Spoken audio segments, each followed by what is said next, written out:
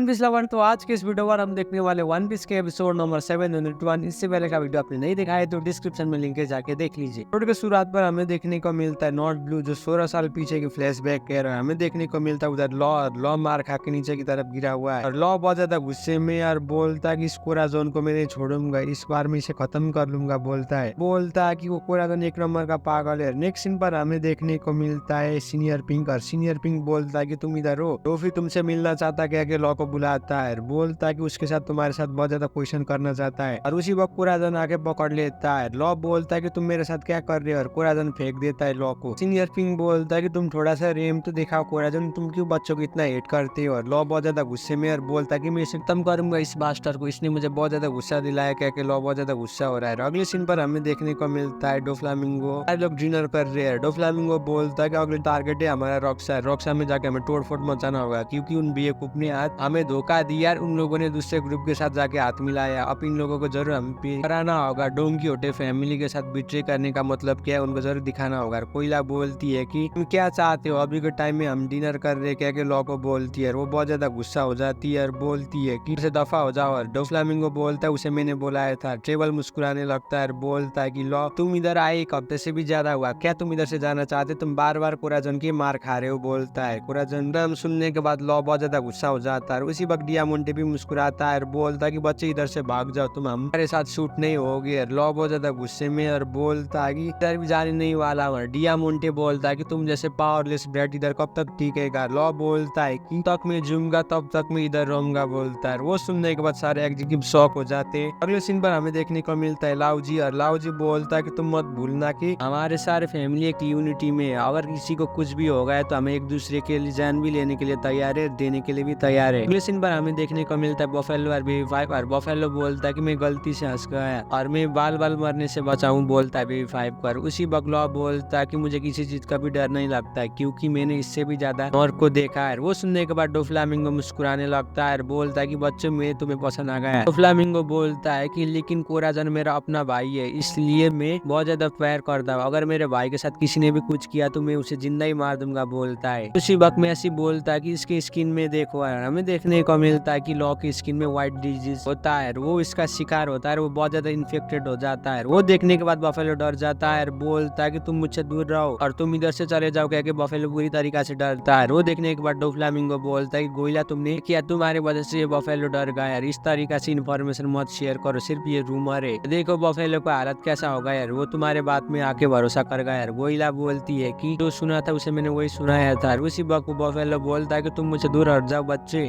तुम्हारे जैसे उस व्हाइट डिजीज का शिकार होना नहीं चाहता हूँ। और वो बहुत ज्यादा गुस्सा हो जाता है। फ्लामिंगो लॉ की तरफ देखते हुए पूछता है कि क्या तुम्हारे टाउन के कोई भी सर्वाइवर है। और वो बोलता है कि मुझे मालूम नहीं है और मैं इधर किसी तरीके से बच के आ गया। डोफ्लामिंगो मुस्कुराते हुए पूछता है कि तुम इधर कैसे आ गए। लॉ रिप्लाई करते हुए बोलता है कि मैं मरे हुए शरीर के अंदर बहुत दिनों से छुप के रहा था। वो सुनने के बाद ग्लैडियस को उल्टी आ जाता है और बोलता है कि मैं खा रहा हूँ। डोफ्लामिंगो मुस्कुराता है और बोलता है कि इसलिए सब कुछ डिस्ट्रक्शन मचाना चाहते हो, तुम किसका साथ रिवेंज लेना चाहते हो। क्या पूछता है। वो बोलता है कि मैं किसी को भी भरोसा नहीं करता और मैं मरने से डरता भी नहीं हूँ। और लॉ बोलता है कि कोराजन तुम अपने लॉक को ज्यादा पुश मत करो, मैं जरूर रिवेंज लूंगा किसी भी हालत में। बेबी फाइव बोलती है कि तुम एक नंबर के बेवकूफ हो, हमारे यंग मास्टर सामान के बात को नहीं सुन रहे थे, अगर तुमने ऐसा किया तो वो सब मिलके तुम्हें टॉर्चर करेंगे। क्या मारती है यार, बोलती है कि ऐसा शर्मदायक काम मत करो, हम लोग पायरेट है यार, हमारे साथ आके पंगा मत लो। क्या बेबी फाइव पीछे से मारती है यार, बोलती है कि तुम्हारे से बच्चे एक नंबर के बेवकूफ होते हैं, तुम्हारे जैसे बच्चे को कोई भी माफ नहीं करेगा। क्या मारती है। सीन शिफ्ट होता है राकेश पोर्ट टाउन में और हमें देखने को मिलता है लाउजी, बेबी फाइव, गोइला, ग्लैडियस सबके सब आ रहे। तो राकेश टाउन के मुस्कंडे गोली चला रहे डोंग कीहोटे फैमिली की तरफ, और डोंग कीहोटे फैमिली के एग्जीक्यूटिव भी गोली चला रहे। बेबी फाइव भी अपने डेविल फुट पावर यूज करते हुए ओपन मोरिशा से अटैक करती है। मैसिव भी अपने डेविल फुट पावर यूज करते हुए सबको पटक दे रहा है। सारे पायरेट एक एक करके डाउनफॉल हो रहे हैं। डोंग कीहोटे फैमिली एक एक करके अंदर की तरफ जा रहे हैं। गोइला भी टेक डाउन करती है। बेबी फाइव सबके पैसे चोरती है। वो ग्लैडियस की तरफ देखते हुए बोलती है कि व्हाइट लीड टाउन के बारे में मुझे बताइए, एक ऐसा टाउन है क्या। ग्लैडियस को पूछती है। ग्लैडियस रिप्लाई करते हुए बोलता है कि उधर के सिटीजन बहुत ज्यादा अमीर थे और वो लोग अपने टाउन को व्हाइट टाउन कह के बुलाते थे और वो अपने शेर से बहुत ज्यादा खजाना बेचते थे, फेरी टेल के जैसे ही। और बेबी फाइव बोलती है कि मेरे ऐसा कंट्री तो मेरे कहानी में सुना था, क्या वो लोग इतने अमीर थे। इस कंट्री में एक बार ये डिस्कवर हुआ व्हाइट स्टैचू, और सारे लोग व्हाइट स्टैचू के दीवाने हो गए। वर्ल्ड गवर्नमेंट को भी पता चल गया। वर्ल्ड गवर्नमेंट और सेलेस्टियल ड्रैगन ने भी उस व्हाइट लीड के लिए बहुत ज्यादा पैसा खरीदा और सारे लोग उधर के बहुत ज्यादा अमीर थे और उनके लाइफ भी बहुत अच्छा था। लेकिन लेकिन गवर्नमेंट ने उधर जाके बहुत बड़ा इंडस्ट्री खोला और उधर से व्हाइट लीड नाम का एक ट्रांसपोर्टेशन बिजनेस किया। उसके बदले में उधर के कंट्री को लोग को बहुत ज्यादा पैसा दिया यार। सारे लोग बहुत ज्यादा खुश थे, लेकिन उन्हें नहीं पता था कि उससे बहुत ज्यादा डिजीज होता था। फ्लैशबैक पर हमें देखने को मिलता है लॉ और लॉ के पिताजी को पढ़ा रहे और बोलते कि लॉ इस तरह से सर्जरी होता है, इस तरह से ब्लड वेसल है, क्या पढ़ा रहे सब कुछ। और वो बोलता है कि मैं समझ गया फादर सामा। और उसका फादर बोलता है कि तुम बहुत ज्यादा जीनियस हो। और उसी वक्त उसकी बहन आके बुलाती है और बोलती है कि ब्रदर सामा हमें फेस्टिवल में जाना है। और लॉ रिप्लाई करते हुए बोलता है कि मैं नहीं जा रहा हूँ, मैं अभी के टाइम में पढ़ रहा हूँ। और वो बोलती है कि प्लीज भैया आइए, क्या रोने लगती है। उसी वक्त लॉ की माँ भी आती है और बोलती है कि लॉ पढ़ना बहुत ज्यादा अच्छी बात है, लेकिन ज्यादा तुम अपने आप को पुश मत करो। तुम्हें नहीं लगता है कि तुम बहुत ज्यादा पढ़ रहे हो, तुम जाके थोड़ा रेस्ट करो और आधी घंटे ही चलो अपनी बहन के साथ घूमने के लिए। और कभी कभी तो तुम्हें रेस्ट भी लेना चाहिए। और वो सुनने के बाद लॉ बोलता है मदर सामा मैं काम कर रहा हूँ। वो बोलते है कि क्यों ना हम सारे परिवार एक ही साथ जाके फेस्टिवल को सेलिब्रेट करें, बाहर लोग बहुत ज्यादा खुश कर रहे हैं। उसका फादर भी बोलता है लो अब हम सबको जाना होगा, लो तुम पढ़ना छोड़ो। और सारे लोग मुस्कुराते हैं और बोलते हैं अब आप जाने वाले हैं। लॉ की माँ बोलती है कि तुम चिंता मत करो, सिर्फ आधे घंटे के लिए जाएंगे हम। और वो सुनने के बाद लॉ भी मुस्कुराता है। अगले सीन पर हमें देखने को मिलता है डोंकी होटे फैमिली और एक दूसरे के साथ लड़ रही है। लाओ जी बोलता है कि व्हाइट ली टाउन के लोग के बहुत ज्यादा सीरियस लाइफ जी रहे थे। और बेबी फाइव बोलती है कि मैं उधर जाना चाहती हूँ। और उसी वक्त लाओ जी अपना कैपिटल जी करते हुए हमला कर देता है। बोलता है कि अभी के टाइम में व्हाइट टाउन गायब हो चुका है। और लाओ जी बोलता है कि 100 साल पहले व्हाइट लीड इंडस्ट्री उधर स्टेब्लिश हुआ था। उधर वर्ल्ड गवर्नमेंट को सब कुछ मालूम था उस कंट्री के डिजीज के बारे में, लेकिन वर्ल्ड गवर्नमेंट ने उस कंट्री के रॉयल फैमिली एक दूसरे के साथ हाथ मिला के वो काम किए। उन लोगों को ने अपने सिटीजन को बिना परवाह किए हुए पॉइजन चारों तरफ फैल गए। एक दिन ऐसा दिन आ गया कि पॉइजन चारों तरफ फैल गए, चारों तरफ डिस्ट्रक्शन मच गया। पॉइजन इस तरह से ट्रांसफर हुआ कि छूने से भी ट्रांसफर हुआ था। उस कंट्री के लोग बहुत ज्यादा अमीर थे, लेकिन उन लोगों को बहुत ज्यादा बुरी विराम लगा था। उन लोगों का ट्रीटमेंट भी नहीं हो रहा था। और रॉयल फैमिली के लोग को तो रेस्क्यू किया था वर्ल्ड गवर्नमेंट ने, लेकिन बाकी सिटीजन को उधर ही छोड़कर सिटीजन उधर मर गए। हमें देखने को मिलता है अगले सीन में मुस्कुराने सीधा गोली चला रहे डोफ्लामिंगो फैमिली में। और मैसिक मुस्कुराते हुए बोलता है कि टाउन में बुरी तरीके से लोग तड़पे गए थे उधर व्हाइट डिजीज की वजह से। ग्लैडियस बोलता है कि जब पूरी वर्ल्ड को पता चल गया था इस व्हाइट लीड डिजीज के बारे में, तब पूरी तरीका से लेट हो चुका था और सारे कंट्री के लोग एक एक करके इन्फेक्टेड हो रहे थे। उस डिजीज की वजह से सारे लोग मारे गए। फ्लैशबैक पर हमें देखने को मिलता है लॉ और लॉ के परिवार भी फेस्टिवल में चला गया और सारे लोग बहुत ज्यादा खुश थे। लॉ भी खुश हो रहा था उसके बहन को देखते हैं। और उसी वक्त उसकी बहन बेहोश हो जाती है। वो बोलता है कि लॉमी तुम्हें क्या हुआ, क्या तेजी से दौड़ता है, और तुम्हें क्या हुआ, क्या तुम ठीक हो, क्या पूछती है। लॉ की माँ भी डर जाती है। और हमें अगले सीन पर देखने को मिलता है एक एक करके सारे कंट्री के लोग टेक डाउन हो रहे हैं। उन लोगों को बहुत खतरनाक डिजीज लग रहा है और हॉस्पिटल के सारे बेड भर गए एक एक करके। सारे लोग विराम होके एक एक करके मर रहे। व्हाइट लीड टाउन के लोग भी शॉक हो रहे हैं और बोल रहे हैं कि इधर के सिटीजन को क्या हो रहा है, इधर के लोग तो एक एक करके रैपिडली